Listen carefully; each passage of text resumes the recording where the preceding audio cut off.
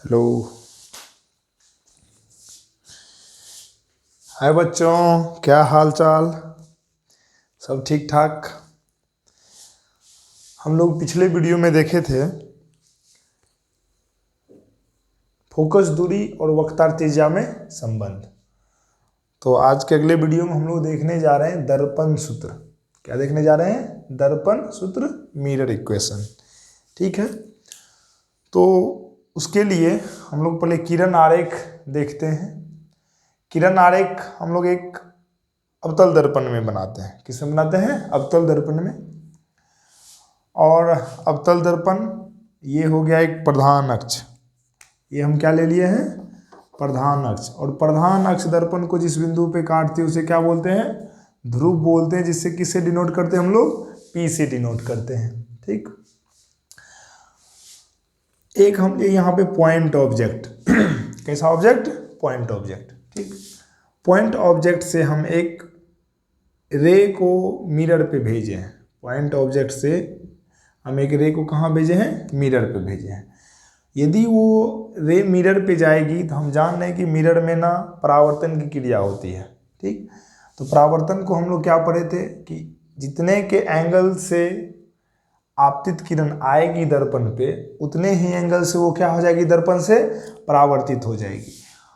तो जितने के एंगल से ये जा रही है उतने के ही एंगल से क्या हो रही है? परावर्तित हो रही है। आप देख रहे हैं ओ पी डैश दर्पण पे क्या हो रही है? आपतित हो रही है। तो पी डैश आई किरण कहाँ पे हो रही है? दर्पण से परावर्तित हो रही है। ठीक है, परावर्तित होकर यहाँ पे आई। और पी डैश सी ना हम इमेजनरी लंब ले लिए हैं। क्या ले लिए? इमेजनरी लंब ले लिए। ये वक्रता केंद्र है। हम जान रहे हैं कि दर्पण में वक्रता केंद्र पे क्या होता है? लंब डाला जाता है, नॉर्मल डाला जाता है। ठीक। तो एक किरण हम ओपी डैश भेजे जो कि परावर्तित होके आई पे मिली है। और हम लोग जान रहे हैं कि प्रतिबिंब का हम लोग डेफिनेशन पढ़ चुके हैं कि दर्पण से परावर्तन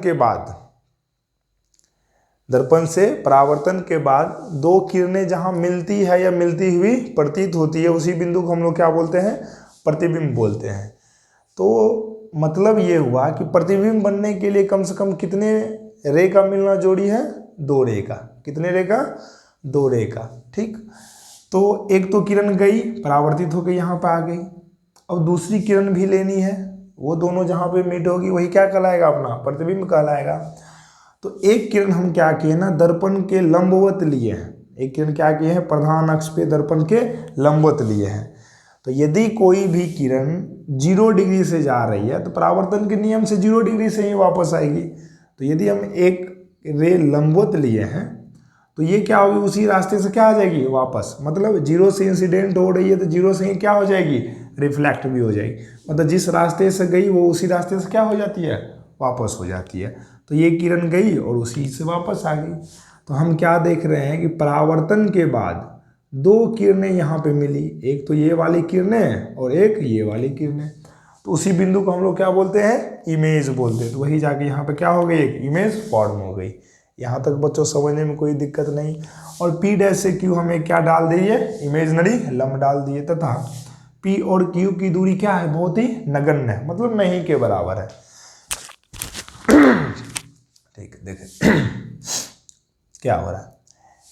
इस कोण को हम लोग अल्फा मान लिए, इसको बीटा मान लिए और इसको गामा। ये थीटा और ये थीटा क्यों? क्योंकि जितने के एंगल से इंसिडेंट होएगी उतने से ही क्या हो जाएगी? रिफ्लेक्ट भी होगी। मतलब जितने के एंगल से आएगी उतने के एंगल से परावर्तित होके जाएगी। इसीलिए ये दोनों क्या है? Theta theta.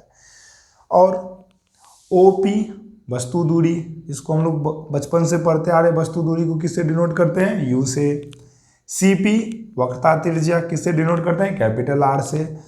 I से P प्रतिबिंब दूरी किससे डिनोट करते हैं? B से। और F से P फोकस दूरी किससे डिनोट करते हैं? स्मॉल f से। और हम लोग ये भी पढ़ चुके कोई भी दूरी दर्पण के ध्रुव से मापी जाती है। कहाँ से मापी जाती है? दर्पण के ध्रुव से। मतलब यहाँ से यहाँ वस्तु दूरी, ये वक्रता त्रिज्या और ये प्रतिबिंब दूरी, ये फोकस दूरी। कोई दिक्कत नहीं। तो अब हम लोग देखते हैं in triangle P dash O C में, in triangle P dash O C, जब आप इस ट्राइंगल की चर्चा करो तो हम लोग त्रिभुज के गुण में पढ़ चुके हैं कि बाह्य कोण जो होता है ना वो दूरस्थ आंतरिक कोणों के योग के क्या होता है, बराबर होता है। यदि हम P-OC में बाह्य कोण मतलब बाहरी कोण का यदि हम जिक्र करें तो इस कोण में अपने को दिख रहा है कि इस ट्रायंगल में बीटा ना बाहरी कोण है, बाह्य कोण है, तो हम लिख सकते हैं कि beta equal to alpha plus theta, क्योंकि हम जान रहे हैं कि बाह्य कोण क्या होता है, आंतरिक कोणों के योग के बराबर होता है। ठीक है, पुनः again in triangle P-CI, in triangle P-CI same वही प्रोसेस, बाह्य कोण क्या होता है, आंतरिक कोणों के योग के बराबर होता है। तो क्या हो जाएगा, gamma equal to beta plus theta. ठीक है, इसको इक्वेशन फर्स्ट मान लेते हैं। हम क्या करते हैं, थीटा को सब्जेक्ट बना के बीटा को इधर ले आते हैं, तो क्या हो जाएगा, gamma minus beta equal to theta, therefore theta equal to gamma minus beta. ठीक है, इसको इक्वेशन क्या मान लेते हैं अपने लोग, 2 मान लेते हैं।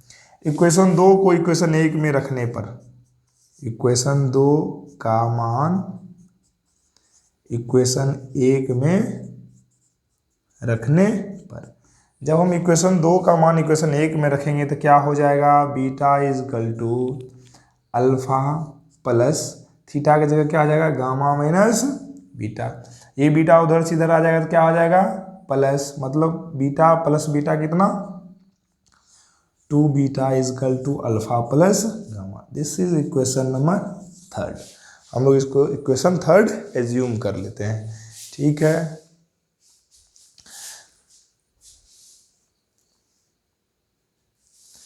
ठीक, अब आगे देखते हैं कैलकुलेशन वाला पार्ट, वो हम देख रहे थे वीडियो चल रहा है या नहीं चल रहा है। ठीक, अब देखते हैं, अब अपना अगला मकसद क्या है, अल्फा का मान निकाल लेते हैं, बीटा का मान निकाल लेते हैं और गामा का मान निकाल लेते हैं, और तीनों का मान इक्वेशन 3 में हम क्या करते हैं, सब्स्टिट्यूट कर देते हैं, बस अपना दर्पण सूत्र आ जाएगा। तो अल्फा का मान निकालने के लिए हम लोग ट्राइंगल कंसिडर करते हैं, इन ट्राइंगल OP-Q, OP-Q में, नहीं गलत लीजिए, P-OQ में ले लीजिए आप, P-OQ। ठीक है, तो क्या हो जाएगा, tan alpha equal to tan theta बराबर लंब बटे आधा, तो क्या हो जाएगा, P-Q अपॉन आधार कितना, OQ। ठीक, तो tan alpha equal to P-Q upon OQ। Starting में ही हम बताए थे कि यदि Q और P की दूरी क्या हो, बहुत ही नगण्य हो, बहुत ही कम हो, तो इस Q की जगह हम क्या लिख सकते हैं, P, तो ये क्या हो जाएगा, OQ की जगह हम लिख सकते हैं OP। ठीक है, तो क्या हो जाएगा, tan alpha equal to P-Q upon OP का मान क्या है यहाँ पे, U, वस्तु दूरी। ठीक है, और बताए थे कि यदि रे ऑप्टिक्स में या ऑप्टिक्स में एंगल का मान यदि बहुत ही कम होता है तो टेन अल्फा यदि हो तो उसको हम क्या लिख सकते हैं, अल्फा, साइन अल्फा यदि हो तो उसको हम क्या लिख सकते हैं, अल्फा। तो ये टेन अल्फा क्या हो जाएगा, alpha equal to P-Q upon U। एक अल्फा का वैल्यू निकल गया। सेम उसी तरह हम लोग ले रहे हैं बीटा का, in triangle B-CI, in triangle P-CI क्या हो जाएगा, टेन P-CQ क्या हो जाएगा, tan beta equal to tan beta लंब अपॉन आधार P-Q अपॉन CQ। तो tan beta equal to P-Q, same वही प्रोसेस, Q और P की दूरी क्या बहुत ही कम हो तो CQ को हम क्या लिख सकते हैं, CP। Tan beta equal to P-Q upon CP। What the value of CP, CP मतलब वक्रता त्रिज्या, उसको किससे डिनोट करते हैं, R से, तो यहाँ क्या लिख लेंगे हम, R। ठीक है, तो अब लिख सकते हैं एंगल का मान यदि बहुत कम है तो टेन बीटा को क्या लिख सकते हैं हम लोग, बीटा इजकल टू क्या, P-Q upon R। Very good, now next, now we are going to find the value of gamma in triangle. कौन से ट्राइंगल को कंसिडर करें, P-IQ, P-IQ क्या हो जाएगा भाई, टेन गामा इजकल टू लंब पी डैश क्यू अपॉन आधार आई क्यू। ठीक है, 10 gamma equal to P dash Q upon I Q, मतलब क्यू और पी की दूरी क्या हो, बहुत ही कम हो, तो I P. 10 gamma equal to P dash Q upon I P, मतलब इमेज डिस्टेंस, प्रतिबिंब दूरी, डिनोटेड बाय भी। एंगल का मान बहुत ही कम हो तो पी डैश क्यू अपॉन भी। तो हमने देख क्या क्या करा, अल्फा का मान भी निकाल लिया, बीटा का मान भी निकाल लिया और गामा का मान भी निकाल लिया। अब हम लोग क्या करते हैं कि अल्फा, बीटा तथा गामा का मान इक्वेशन 3 में रखने पर। ठीक है बच्चों, मतलब अल्फा, बीटा और गामा का मान कहाँ हम रख लेते हैं, इक्वेशन 3 में। ठीक है, तो देख रहे हैं इक्वेशन 3 का, from equation 3 2 beta equal to alpha plus gamma. ठीक है बच्चों, 2 गुना बीटा, बीटा का क्या वैल्यू है, p dash Q upon are is equal to alpha का क्या वैल्यू है, p dash Q upon you, plus gamma का क्या वैल्यू है, p dash Q upon b. ठीक बच्चों, अब हम लोग क्या करते हैं, 2 गुना p dash Q upon r, ऊपर से ना भाई पी डैश क्यू कॉमन ले लो, क्या हो जाएगा 1 upon you plus 1 upon B, और ये पी क्यू ये दोनों कैंसिल, तो क्या हो गया 2 upon are is equal to 1 upon you plus 1 upon B. बच्चों पिछले वीडियो में हम लोग पढ़े थे कि वक्रता तेजा होती है वो फोकस दूरी की दुनी होती है, तो हम लिख सकते हैं यहाँ पे 2 इजकल टू आर के जगह लिख सकते हैं 2f। ठीक है, equal to 1 upon you plus 1 upon B, ये दो कैंसिल हो गया, 1 upon F equal to 1 upon you plus 1 upon B. यही अपना क्या हो गया बच्चों, दर्पण सूत्र 1/u प्लस 1/v बराबर 1/f। कोई दिक्कत नहीं, जहाँ पे u बराबर वस्तु दूरी, v बराबर प्रतिबिंब दूरी और f बराबर फोकस दूरी, ये सारी बातों को आप लोग वीडियो को पॉज कर करके डायग्राम रे डायग्राम बनाने के बाद सारी बातों को नीचे में लिख लेना है कि जहाँ u बराबर वस्तु दूरी, r बराबर वक्रता तेजा, v बराबर फोकस दूरी और f बराबर फोकस दूरी और v बराबर प्रतिबिंब दूरी, और अच्छे से इसको सीख लेना है बच्चों। तो आज के लिए इतना ही काफ़ी है, और फिर हम लोग मिलते हैं नेक्स्ट वीडियो में, तब तक के लिए गुड नाइट, अच्छे से रहिए, अच्छे से पढ़िए, बोर्ड के एग्ज़ाम का अच्छे से तैयारी कीजिए।